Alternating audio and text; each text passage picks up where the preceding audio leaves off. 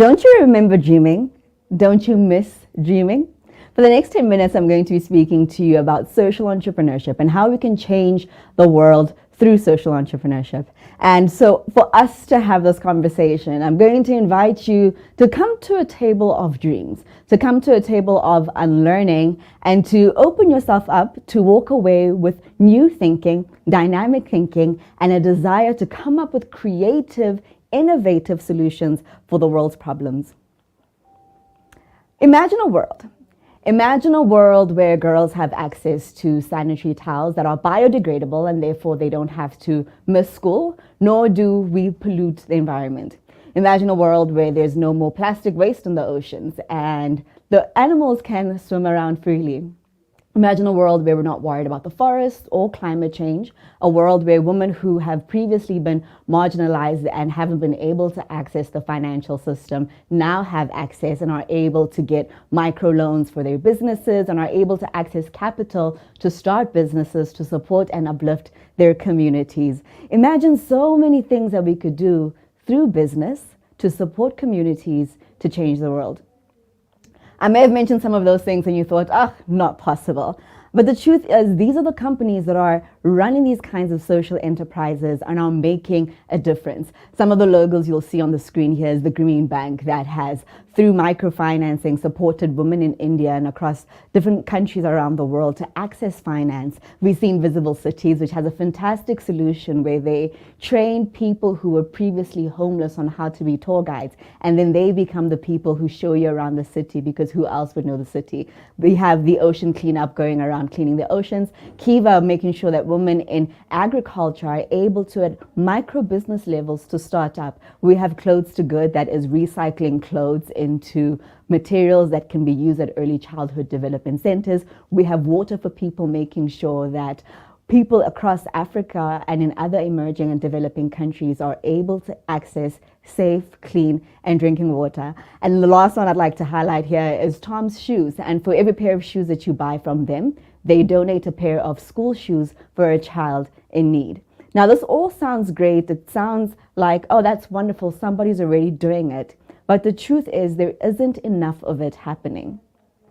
If we think about how do we challenge our thinking, for us to be able to do more of these kinds of businesses, we need to want to introduce businesses that address social issues, but also be willing to explore alternative economic and business models that think about how do we make money in a different way in order for us to be able to make that difference. Causurist has a wonderful website where they focus on all things that are cause related. And they've got this wonderful quote that says, "I believe the basic attribute of mankind is to look after each other." And in everything that we do, fundamentally speaking, we should be thinking about how do we take care of the planet that we have inherited and invest in it so that future generations have something to live on, have a planet that they can love and call home as well. Simply put, Richard Branson says that if you aren't making a difference in other people's lives, you shouldn't be in business. It's that simple. So I want to challenge you to think about business as a place where you can make a difference through the form of social enterprise. And in our time together, we'll explore a few other things that could materialize for corporates and nonprofits and governments on how we address social issues through sustainable business models. First, let's talk about what is social entrepreneurship, right? A nice simplified explanation that I like here is a venture whose purpose is to change the world for a common good. And if you look in the first column, you'll see there's for-profit companies, non-profits, cooperatives, and specifically in the UK, you're able to register what they call a KIC, which is a community interest company. And in the USA, you're able to register a B Corp. And these are all organizations whose primary objective is to address social ills. And across the board, you'll see the different purposes that they have. But the common good aspect is what I want to highlight, that when you think about starting a business, you've identified a gap in the market. You've seen an itch that you'd like to scratch. You've identified a want, a need, and thought, I have a product or a service that people can utilize to help them along this thing. Whereas traditionally, business thinking has been to capitalize, to maximize, to improve shareholder value, to improve share profits and so forth. And oftentimes, by any means necessary, what would happen if we started to think around how do we maximize people's living experiences for social good and for environmental good and create businesses that speak to that? So simply put, a social entrepreneur is somebody who exists to run a business to do good, so the kind of person, and if you're sitting at home wondering, is this me? You're probably at home and you often see social problems. You think to yourself, gosh, I wish I could do something about this, or why haven't we thought about doing this to fix this problem? And you've probably found yourself feeling stuck at, I know what the problem is, I have an idea of what the solution could be, but I haven't really identified a business model that can allow me to make this work. Or the other challenge that social entrepreneurs face is that they'll work on stuff in their communities or on a smaller scale, but when it comes to looking for investment, their solutions don't necessarily scale. And part of that requires us to challenge our thinking in a number of different ways. So let's get started on what that looks like. Firstly, let's challenge the way we think and rethink what we measure. Typically, the triple bottom line is often focused just around profit and performance. But what if we measured the way that we're socially responsible when it comes to not just the people who work within our organizations, but the people in the communities that our businesses operate in, manufacture in, process, or source raw materials from? What if we thought about the environment and how our businesses impact the environment? We've seen a big trend at the moment around green labeling and more consumers being consumer conscious and wanting to know where products come from and wanting to know that the clothes that they wear, that the stuff that they consume is environmentally sustainable. And finally, as a third pillar, to still consider profits so that we are able to be sustainable, because the end goal should be that by being able to make income, we can eradicate poverty and social issues and create an element of sustainability. The other thing we should challenge ourselves to rethink is rethink how we engage. How do we engage within our communities? What are we doing that allows us to employ and support and upskill the people in the communities that our businesses operate in? What are we doing from the perspective of addressing social issues in the spaces where we operate? And all of that combined is what we call shared value. So when you're thinking about your business supply chain management, when you're thinking about your value chain and the ecosystem that allows your business to exist as a small mom and pop shop or as a major multinational, you want to think about how do you integrate different people across the community at different parts of the supply chain to create shared value so that everybody wins in the work that we're doing. The third thing we need to rethink is how we operate.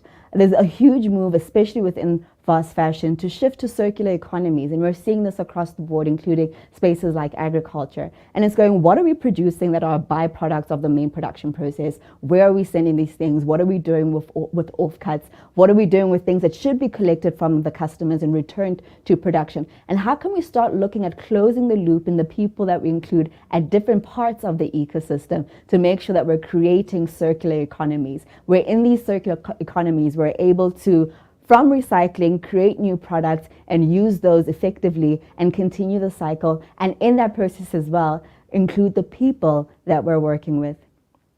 And the final thing to rethink is rethink how we invest. Investment needs to go beyond how much money can we get back, how much profit can we maximize by doing or participating in this investment, but also think how much social good can we do? So the impact in a particular investment might not yield great financial returns, but it can yield great social returns.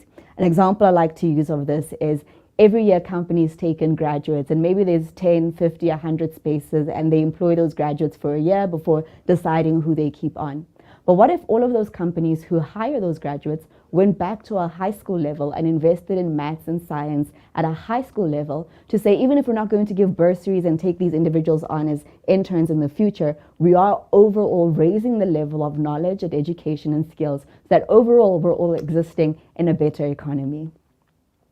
So I talk about all of this, and my passion has come alive through running Mentor, which is a global mentorship network supporting female social entrepreneurs with access to mentors, funding, markets, as well as networks. And we exist to inspire, connect, and empower. And a big thing for us is being aligned to the Sustainable Development Goals. So if you're thinking about, oh, I want to start a business that makes a difference, looking at the SDGs is a good place to start. For us, it's being aligned with creating gender equality and work opportunities, and also being a partner for the goals. We have lots of great initiatives that we work on through supporting women, specifically through our Social Impact Founders Club that allows women access to mentors, but also helps them figure out how to start businesses that have economic models that allow them to be sustainable while doing good. We have had the wonderful opportunity to have mentors from different parts of the world across different expertise to pour into the women that we support. And finally, in the 2 years that we've been running Mentor, having launched during the lockdown, we've been able to grow with 20 mentors, 50 active members, and 175 female social entrepreneurs across the African continent. And I share this with you to say that you can start small, but small has a ripple effect into communities and into the difference that we want to make. So I want to send an invitation to you to partner with us. We use this tool called Growth Wheel, which is one of the ways we believe in supporting individuals to be better entrepreneurs by being able to have a full 360 view of their businesses. And you can come on board as a mentee, so as a female social entrepreneur who has a great idea and you've been hesitant to start, or as a nonprofit who has been running for years and you're looking for a way to pivot your business so that you can be more sustainable and not just depend on grants and fundraising. If you are a mentor and would like to share your expertise, we'd like to invite you to join us and to go through our certification program where you can be certified to be a Growth Wheel advisor, as well as to go through a process on how to be a skilled and effective mentor. And finally, if you're corporate, there's the opportunity to sponsor any of our programs, but also for us to work together and say, how can we design more effective mentorship programs within your organization to support you graduates, as well as women who have high growth potential to be leaders. You can send us an email on info@mentor.co.za, and you also can connect with me across all social media. I look forward to hearing from you. And before I go, I'd like to close off with this wonderful quote by Minor Myers, and he says, "Go out into the world and do well, but most importantly, go out into the world and do good." Thank you.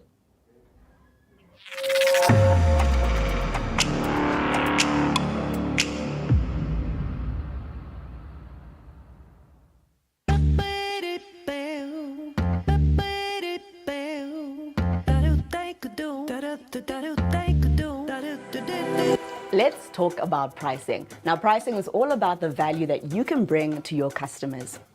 When you think about pricing, it's twofold. Firstly is, what is the cost of your inputs? So if you are providing a product, what does it cost you to get all those ingredients to make your product and to package it and to finally deliver it to your customer?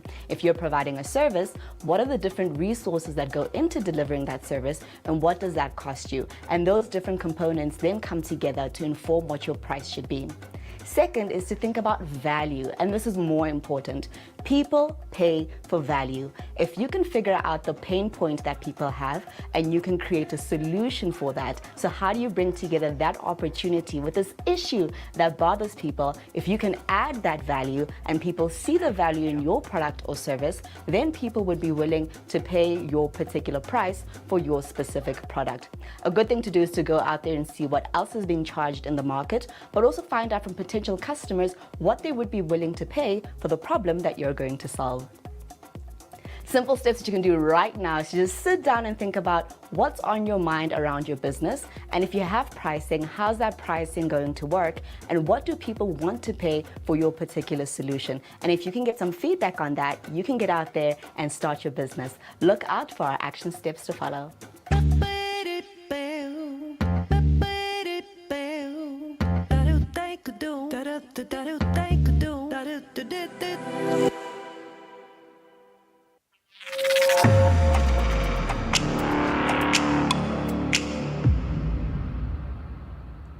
You're watching HybriCON 2022. I'm completely thrilled to be sitting with Ntsiki Mkhize. Thank you so much for that. That was amazing. Yeah.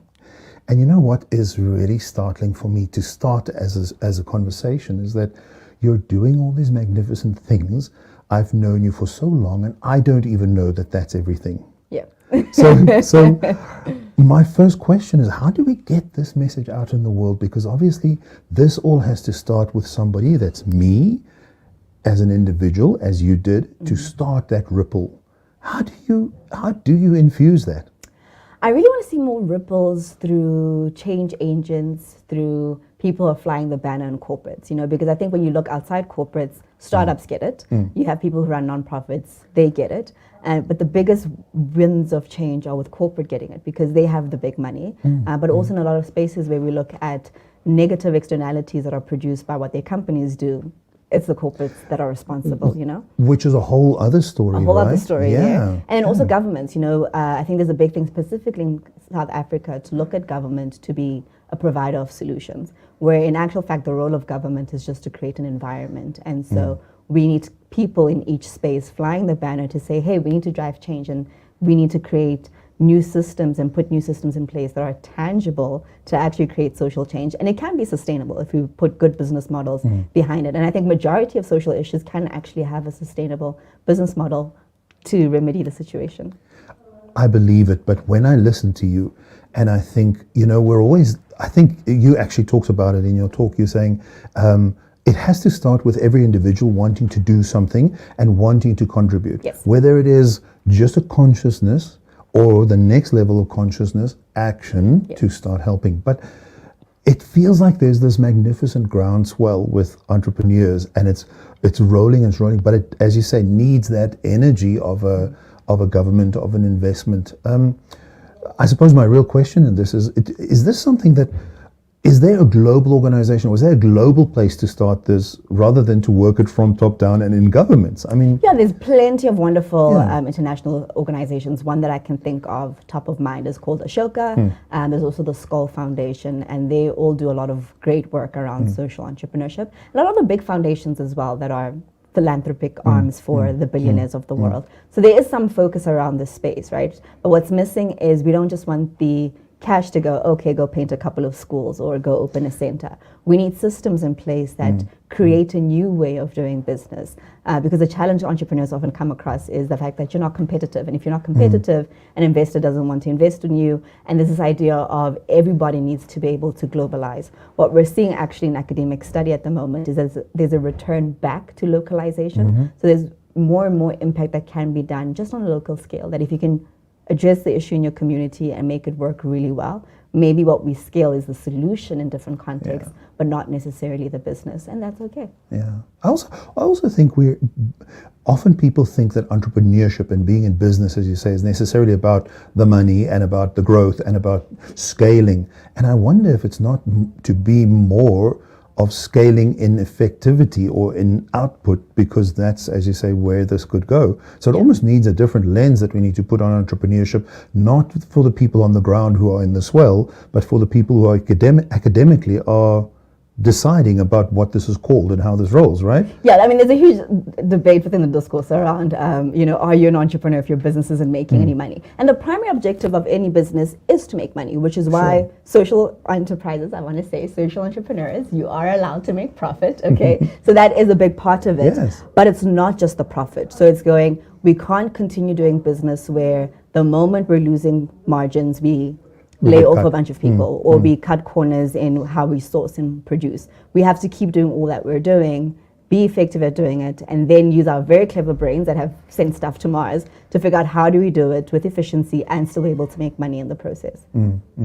Well, I keep coming, I mean, we have to do it. Is it a two-pronged approach from the top and down and bottom, and where does it meet? How does it meet? At the moment, what platforms are there for these two huge entities or areas to connect? Where is that happening at the moment? It is still quite fragmented, right? But what is happening is that there are measures that are in place. So for example, in South Africa, we have what is called a Section 18A certificate. So if you are registered and you have that certification and you go to a corporate and you ask them for investment or money or whatever it is, you're able to give that to them, and that gives them a tax break. So there's some organizations that are aware of that. But what we need is more of a collaborative platform, and that's something that we're not seeing, right? And what we need is someone who's working in a township or in a village area somewhere solving the water crisis, and a big company that has the research and development and has already done the groundwork behind the scenes. And for those two people to collaborate, it might not be the interest of the corporate to go into the village, but they have the resources. So being able to create platforms where they can share their IP without having to re-divert their resources to that particular project. And that's why we talk about alternative economic models. That there's so many ways to bring different people to the party and create shared value where everybody participates. And I think it's really that thing that we, especially from a corporate and government perspective, that you create space at the table for more players, even if they don't speak to the triple bottom line from a profit perspective. And surely for corporates not to make the reward necessarily be a tax break or something that's not really impact. Yeah, it's a contentious point, right? But I fundamentally believe if you are a big corporate that is polluting in the process of manufacturing a certain product, Penalties, absolutely. those kinds of things should be introduced, right? Because yes, thank you so much for the donations, thank you so much for the funding that you do, but at a fundamental level, at scale, they produce way more than what they do from a donations perspective. So we need to create that consciousness across the supply chain, and not just at the end where we go, oh well, we've got 2% of our profit that we're willing to give away for a tax break. It's a fascinating and very complicated conversation. Thank you for what you do for the planet and for the people. I think it's magnificent. And we're going to talk a little bit more after this, so stay tuned, because we've got to find out about the growth wheel next. Yes. We're going to be back right after this.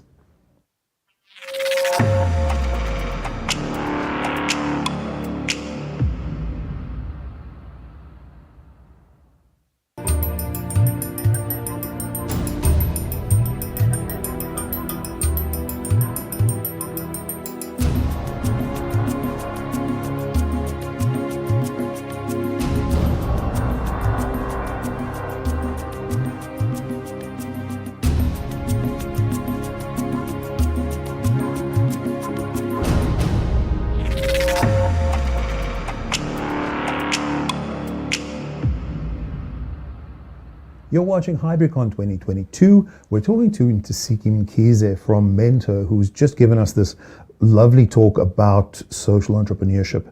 And you talked about the growth wheel, which is a program that you have in place to try and make this connection happen, right? Do you want to talk a bit about that?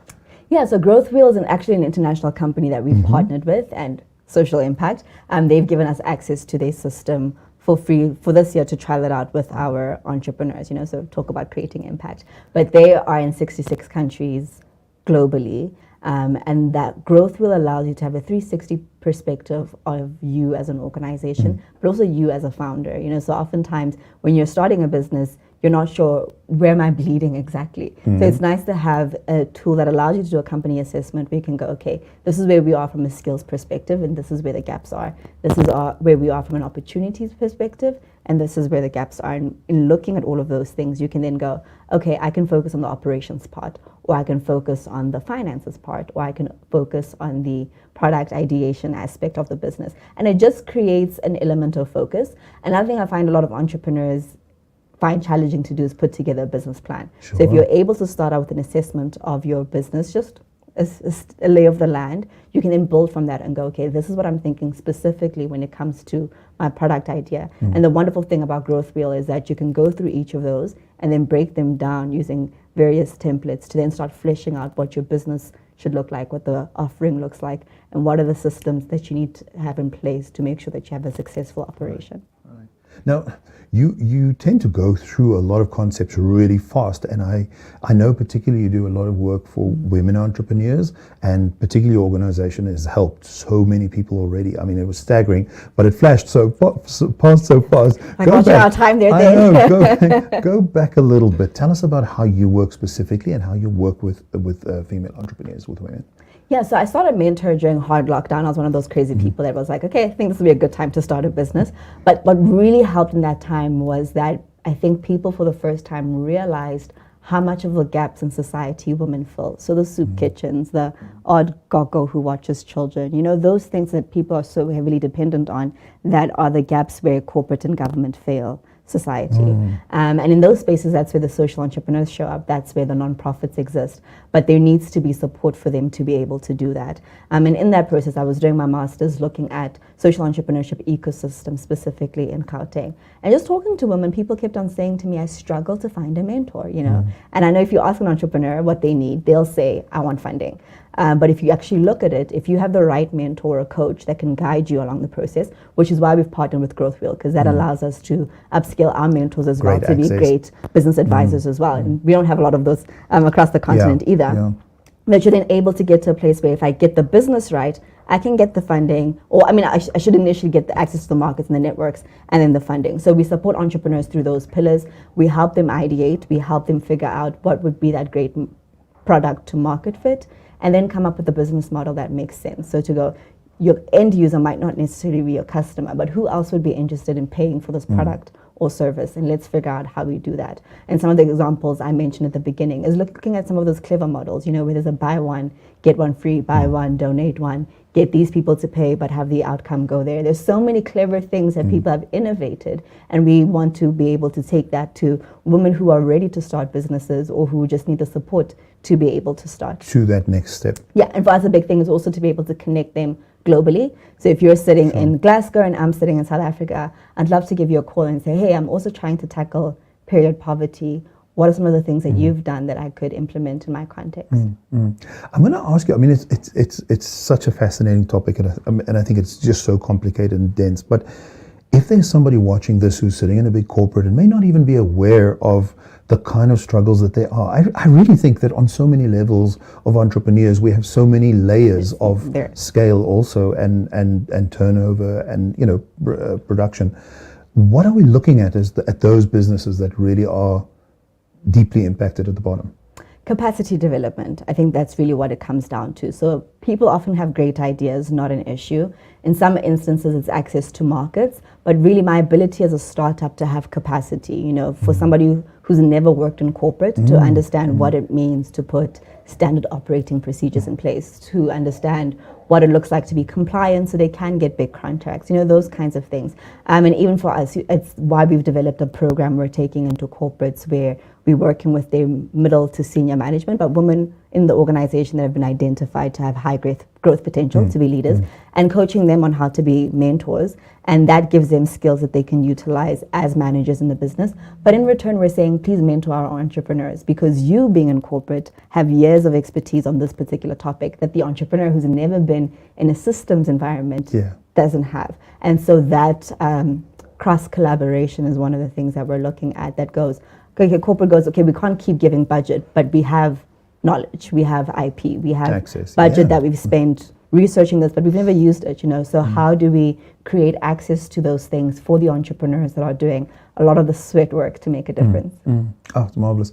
So if we had to say, what is your ask, what is your call to somebody watching now who may be sitting in one of those corporate spaces and may well have access as a mentor, as, you know, even information, finance, and so on, what would your ask be?